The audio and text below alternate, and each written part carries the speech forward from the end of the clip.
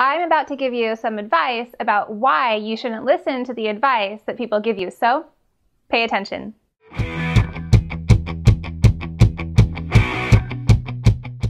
I'm Danielle Ford with YoungMomsClub.com, and one thing I've learned after getting pregnant at 17 and having 2 kids by the age of 20 is that everybody and their brother wants to give you advice.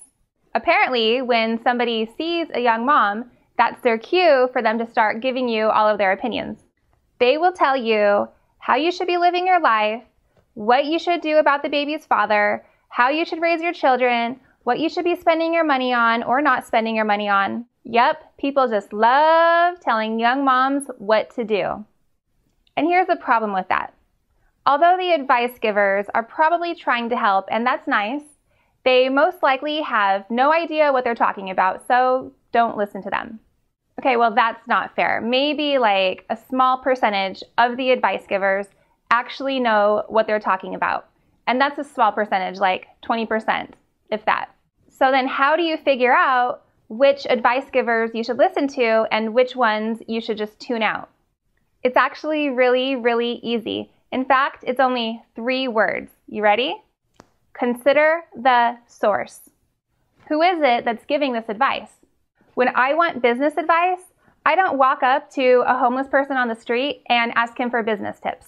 What I would do is seek out somebody who has a successful business that is similar to mine and ask for their advice. This goes for like every single situation in life. For example, if you're having relationship problems, you don't want to call up your best friend who is a total drama queen and she's always single or she's in terrible relationships and then ask her what she thinks you should do. She's probably a good person to vent to or to cry with because that's what friends are for. But as far as advice goes, anything she gives you is probably going to be bad. You should only be taking relationship advice from people who have the kind of relationship that you want. One of the most common areas that people love to give their advice on is around goals and plans, and they love to tell you the things that you will be able to do and the things that you won't be able to do. A lot of this is actually brought on ourselves, though, because as soon as we decide that we want to do something, the first thing that we do is we start polling everybody and asking them, do you think I should do this? Do you think I should do that? Do you think I should start a business? Do you think I should pursue a music career? Etc., etc., etc. See, most people can only wrap their mind around the things that they've already done. So if you decide to ask your dad, who has worked his whole life up the corporate ladder and now has a secure management position, whether or not you should start your own business, he's probably going to tell you to go for it, that you can do anything to be supportive. But what he'll really be thinking is that it's a little risky and there are a lot of things that could go wrong, and he won't really be able to fully understand what it takes to start a business because he's just never done it. This is where you welcome his support, but then you go try to find successful entrepreneurs to learn from.